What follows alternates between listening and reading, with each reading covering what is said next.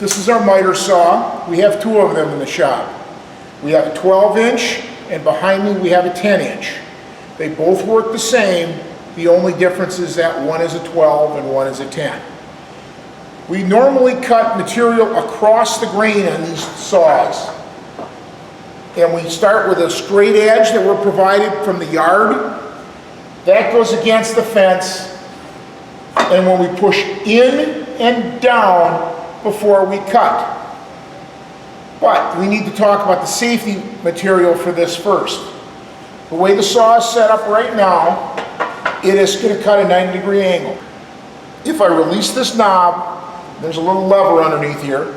I lift up, there is a detent at 15, 22 and a half, 30, and 45 degrees. Likewise, if I go the other direction, 15, 22 and a half, 30, and 45. These are the mitering positions in the saw. When we cut, this guard will automatically raise up.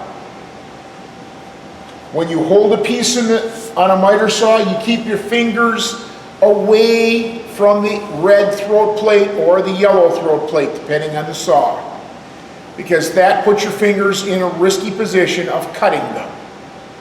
When we start to cut a piece, we bring the saw down and we pick our line where we're going to cut. We raise the saw up, start the saw,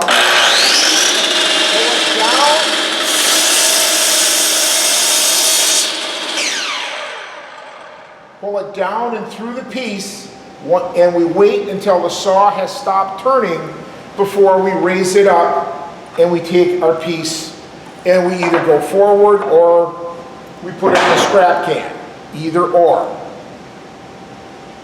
If we were going to miter on this saw right now, all right, students, it's after 3 o'clock. You need to be in a designated area with that person, with your coach, with Titan Academy, and makeup recovery, or out the door enjoying this glorious afternoon. Thank you. if we were going to miter on this saw, we would loosen the knob, lift the lever, and I'm swinging around to 45 degrees. What I'm about to cut is called a closed miter, for obvious reasons. The saw is closing my hand and I've got very little room for clearance. Only professionals do I want to see cut in a closed stance. I prefer in this classroom to cut in the open position, which is just the opposite.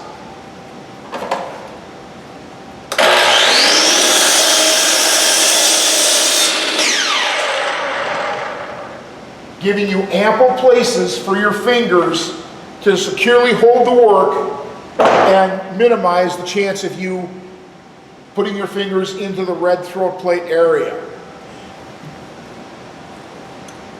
This saw has another feature, and that is we can do compound angles with it. By pushing on the red paddle, lifting on the paddle in the back, I can tip the head to a full 45 degrees, or I can come back to 0, as well as turning the miter. In woods 1 and 2, primarily, we will be only using it as a straight miter box in just the standard fashion that we have here. Again, mark our line on our piece, and we cut on the scrap side of the line with the blade. So we bring our blade down and we are on the scrap side of our line.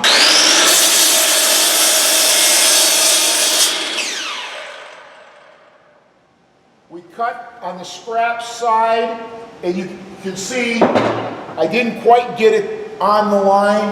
That allows me to feed over just slightly.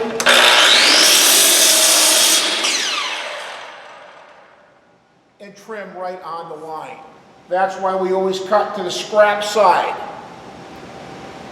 The other saw has one advantage in that it has a rail system on it that allows us to cut multiple pieces at the same length when we set up a stop.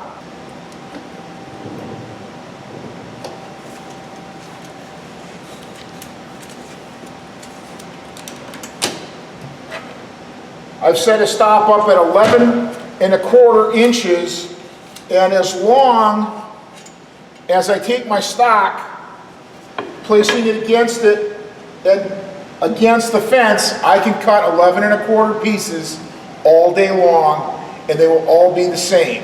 I do not slam the work into the stock because that will change the dimension. So I gently place it in, push it down, and cut my stock.